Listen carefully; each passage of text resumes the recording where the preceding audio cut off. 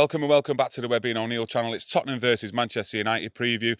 Get involved in the comments in this one. Plenty to discuss in today's video, and smash that like button. Reports on social media, pictures. Had Bruno Fernandes with his foot up with a cast on, so it doesn't look like he's going to be available for this one. No, bit of a blow. Bruno was excellent at the weekend, and he will be sorely missed. The cast there, protective, crutches. Is it a bad injury? We don't know. We'll get updates, but a big, big miss. Yeah, hopefully it's just bruising and he could be available for at least the Aston Villa game on the weekend. But who do you expect to come in to replace Bruno in that role? Choices are Sabitzer, Fred. I've got to pick Fred for his work rate. He'll get about the pitch. That's something what we'll need against Tottenham. Definitely. Sabitzer, not for me. I don't think the work rate's there. Whereas Fred, he'll put it in. Yeah, we absolutely annihilated Tottenham at Old Trafford earlier on this season. Fred got on the score sheet and Bruno as well, and Bruno run absolute riot in that game. But can I put Weghorst in there as a number 10? Would you fancy him in there? I've seen him away to Barcelona earlier this season. It was a bit of a standout performance from him. The question you've got to ask there is, will Ten Hag tinker with it? I don't think he'll tinker with the team. Yeah. I think once you've seen that on Sunday in the final, I think that was a strong, solid side, and I think he'll continue with it, obviously without Bruno not being in the side. And I think the obvious replacement is Fred. Yeah, Weghorst does the running, does the work rate, but I can't see that happening. But you just never know with Ten Hag. Yeah, front four then of Rashford, Martial, Antony, and Fred in behind the striker. I think that's how it'll play out. I think the front three, the work rate, you've seen on Sunday how it improved, the tracking back and everything. I can't see that changing. Martial, yeah, people have got a bit of a downer on Martial with his injury list, but he put the work rate in and it can be done, and that's what's going to be needed. Yeah, question marks for me with Martial was that Sevilla game. Did he actually fancy it, or did he just come off, with an injury that wasn't really an injury to force him off? And for me, there was question marks on Martial in that game, but there was a question marks on a lot of players in that game, not just him.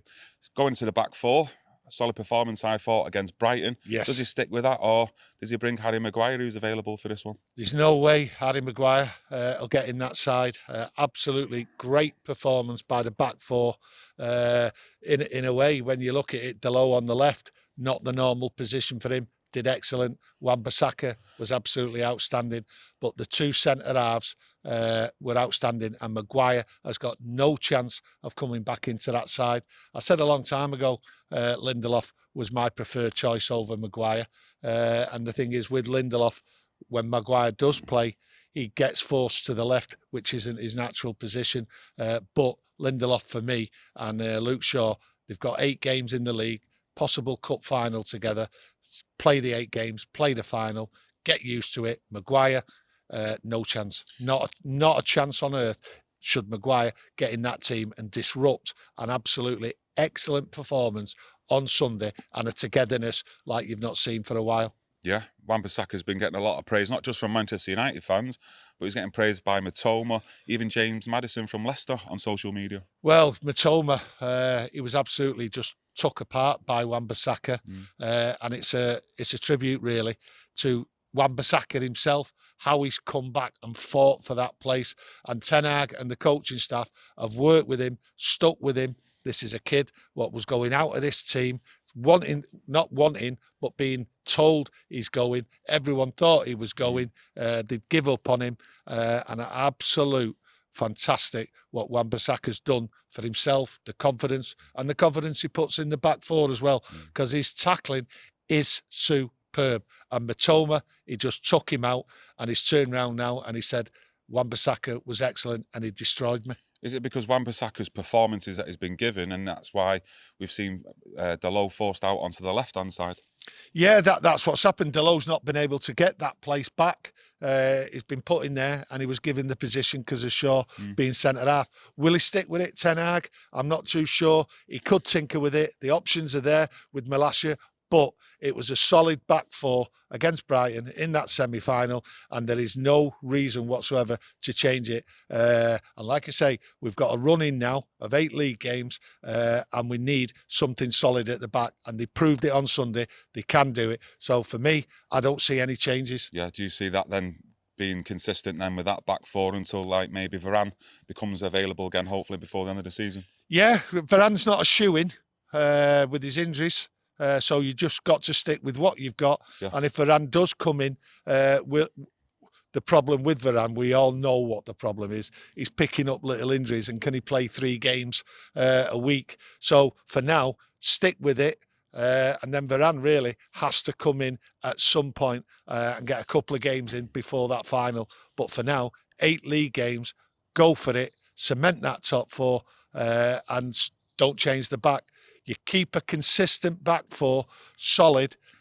De Gea's happy with it. De Gea, the confidence he gained from it, that's what he needs. And what we need is not conceding goals. And I tell you what, I don't think they'll concede too many with that back 4. Sorry to interrupt you. With De Gea, do you see us still playing that style from the back where he's hitting it more often than not long up the field instead of trying to play it out from the back? Yeah, it suits Man United. Obviously, we've got all the changes in the team and that, but it suits United. It puts them on a starting platform. Try and get the second ball and build from there, and then go on the attack. Messing about at the back, we've all said it for many months, all year even. Yeah. Get rid, and it is the deficiency in De Gea's game. But you mentioned Maguire. Maguire contributes to the hesitation and what's going on and the worry at the back. So with Maguire out the side, we really shouldn't have that anymore. I think Casemiro's obviously a shoo-in to start this one. Christian Eriksen returning to Tottenham. He's got to play alongside him, surely. Yeah, he's got to play alongside him, but I just don't want all this, I'm going back to my old club and score 10 goals and I won't acknowledge it and just not be happy. Yeah, I hate it. So I just hope Eriksen goes there and thumps a few in and sticks it right up him, to be honest, because I'm sick to death of players returning to football clubs they played for and paying homage to the away supporters and the club they played. Absolutely embarrassing. Yeah, I think I'll leave it on that one. Food for thought. Let us know what you think about that. Obviously, Tottenham did sack their interim manager, Stellini. They've got Ryan Mason now in charge. Are they going to get a bounce back from that? Because he's been a part of the club. It's not as though it's a new outside manager coming in there. So what do you expect? Will they get a bounce back? It won't be because of the new manager there. He's been there a long time. It's because Manchester United are playing there. Everyone who plays Manchester United, they automatically get a bounce back. But what you have to do with that, you have to jump on them and take out that incentive of we're playing Manchester United. They were down and out at Newcastle. They were a disgrace. They've been playing poorly. And all United have to do to take the bounce out is just jump on them and be solid.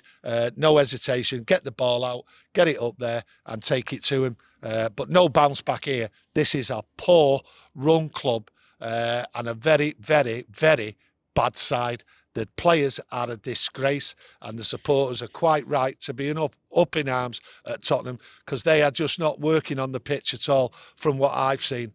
There's no leader, there's no effort.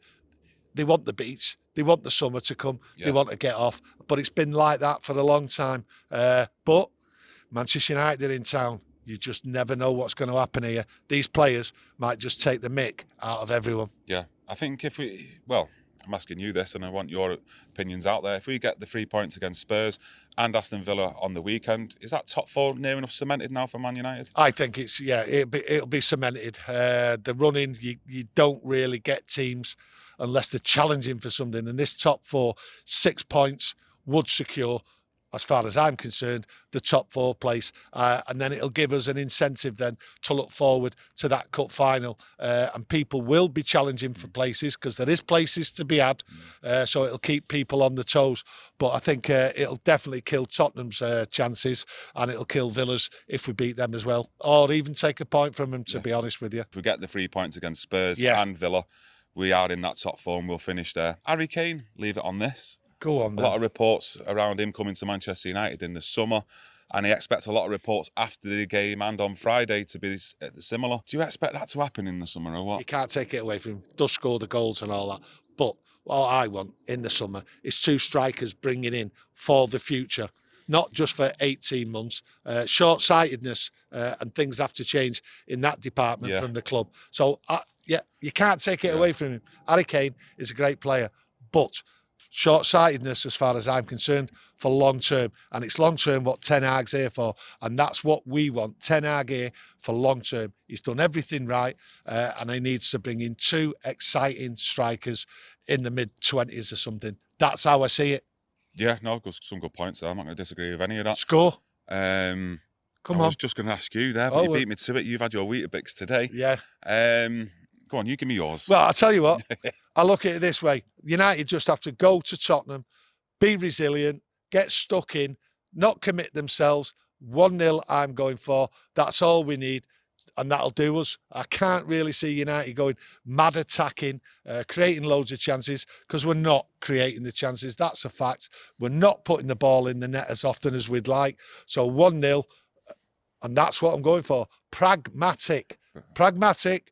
I've been accused of not being pragmatic. Well, now I look at it and think we just need a result. 1-0 will do, and that'll cement our top 4. Go towards it anyway. Very conservative. Very, very conservative. I'm going to go 3-1 Manchester United. Oh, are you? Yeah, 3-1. Fair enough. I don't really see any bounce back from Tottenham, which you would expect from most teams after getting smashed by Newcastle. But I just think, like what you said earlier on, they've got their eyes set on the beach in the summer. Yeah. They just want this season over and done with so they can make their own moves out of the club, most of them. But yeah, let us know what you think on your team selection for this one, your score predictions as well. Hopefully we'll get an update as well from Erik ten Hag on Bruno's injury, and hopefully that's not going to be out for too long as well, and we can get him back for that Aston Villa game on Sunday, because that will be a big game for Manchester United.